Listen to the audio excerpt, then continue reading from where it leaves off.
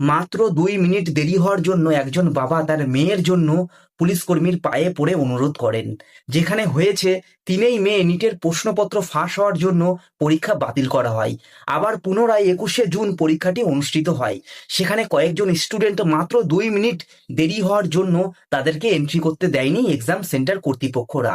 ওদের মধ্যে একজনের বাবা সেখানকার থাকা গার্ডকর্মীর কাছে পায়ে পড়ে অনুরোধ করেন যে আমার মেয়েকে দয়া করে পরীক্ষা দিতে দিন।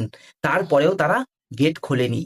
আমার সব থেকে অবাক লাগে আমাদের দেশের এডুকেশন সিস্টেম দেখে, যে আপনারা এতটাই যদি রুলস রেগুলেশন মেনে চলেন তাহলে আপনাদের প্রশ্নপত্র ফাঁস হয় কেন? আপনাদের এই কোশ্চেন পেপার লিকের জন্য 14 জন স্টুডেন্ট সুসাইড করেছে, এর দায় কে নেবে? আমার মনে হয় ভারতে আরেকটা রুলস অবশ্যই যুক্ত করা জরুরি।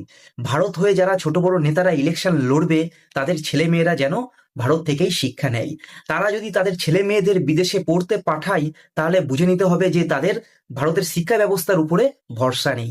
আমি একটা কথাই বলতে চাই, মাত্র 2 থেকে 3 মিনিট দেরি হওয়ার জন্য একটা স্টুডেন্টের বছরের পর বছর পরিশ্রম যেন নষ্ট না হয়।